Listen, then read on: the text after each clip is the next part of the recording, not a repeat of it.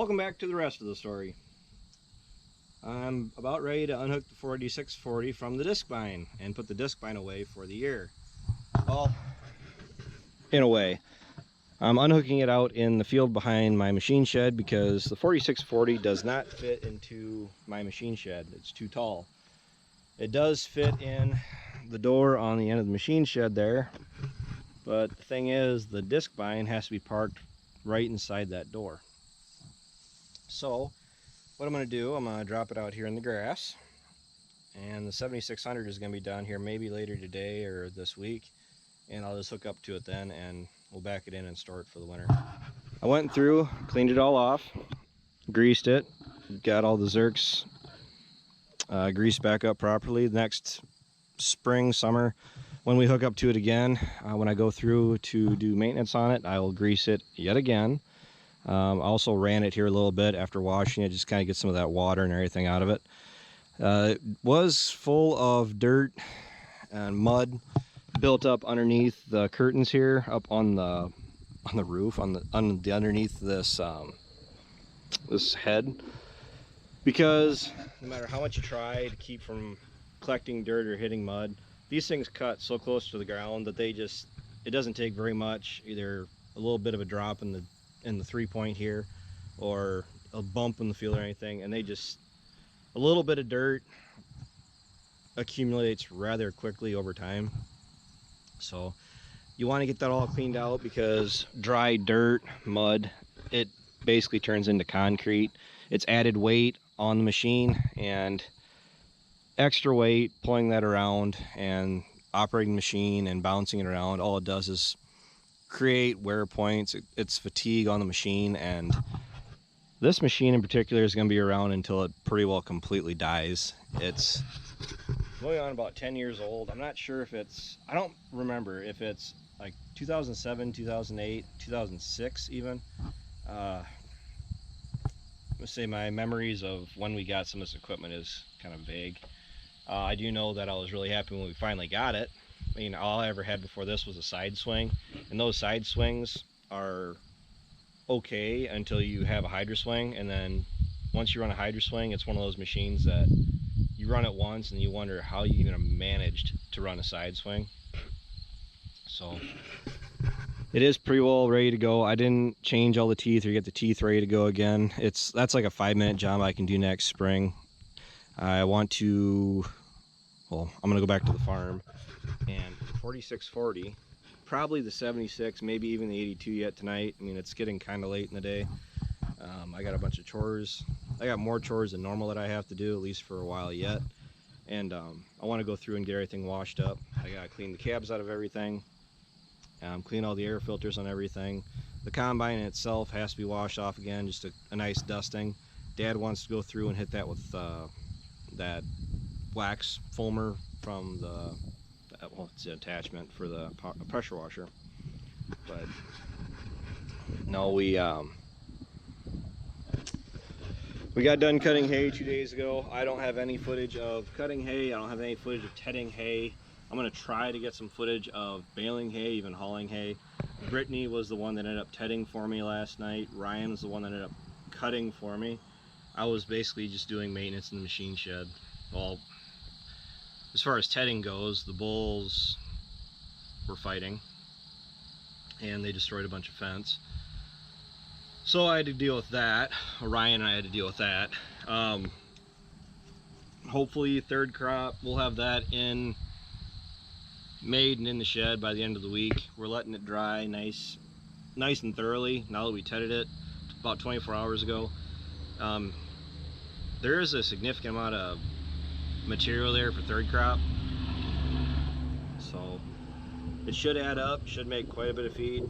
We're not really sure how much we're going to need. We have more cattle going into this winter than we did last year, and last year we did have a little bit of a longer winter. I mean, it snowed a week before we started planting this year, so we could have a similar situation this year. We could have an early winter and we could have snow on the ground by end of November. And typically if you get snow by the end of November, 1st December, it's here to stay, and that makes for a really long winter. I'm not Yeah, I might live in Wisconsin, but I'm not a cold weather person. I'm a warm weather person. The reason I don't move south for the winter, or I don't move south altogether, is because I was born here. The farms are here. Oh, guys, kind of keep the camera on me. I'm not about to up and leave. Seems how the farms are here. My livelihood is here. But you know what? I can kind of grumble about the weather because somebody said it best. We're farmers. We're going to complain a little bit about everything. So that's just the long and the short of it. The 46 does need a little bit of a bath. She's got some dirt on her. Oil. The oil is a product of these adapters. We had to go through and, well, what I just did now, I put the SCV levers to float. What it does is it allows pressure to freely flow in and out of these SCVs and these hoses, and it allows all the pressure when the machine is off, well, even when the machine's on, to drain out of these hoses, because I need these adapters to go with this tractor. The 7600 does not need the Pioneer ends or the ISO, the International Standard hydraulic tips. So because we need it on the 46, these hydraulic adapters go from Pioneer to John Deere. These in general. There's all sorts of different adapters out there. There's adapters that go from John Deere ends to Pioneer. Those are the ones that I was usually dealing with growing up with the 2955 and basically all of our equipment. But yeah, hopefully the 7600 is a quick fix. It isn't fixed yet, but it did take Ryan, it was about 10:30 that night before he got done cutting hay, and it took me about 45 minutes to get done diagnosing what was wrong with the 76. I asked Ryan if he wanted to switch back over to it, and he said no. Only problem is with this machine is that it's power quad. It's not as easy to cut hay with as like the 76 or even the 8230. The reason we went with this machine is because it is two-wheel drive. The 82 with duals in the front and everything would have looked kind of ridiculous, and where Ryan had to go to cut hay, he would have been mowing down a lot more hay, and with the tighter corners, this 46 is a smaller machine than the 82. So the power quad, Ryan's biggest complaint was that you're either going too fast or too slow, and once you get used to running with the power shift like in the 7600, you're clutching a little bit more, going like on the end rows and everything, as far as slowing down and turning around. And once you get used to one machine running something, it takes a while to get used to a new machine that hardly ever ends up on the disc vine. The 46 was on this for what, 1 year, one summer, and then we decided that it would be better off raking hay.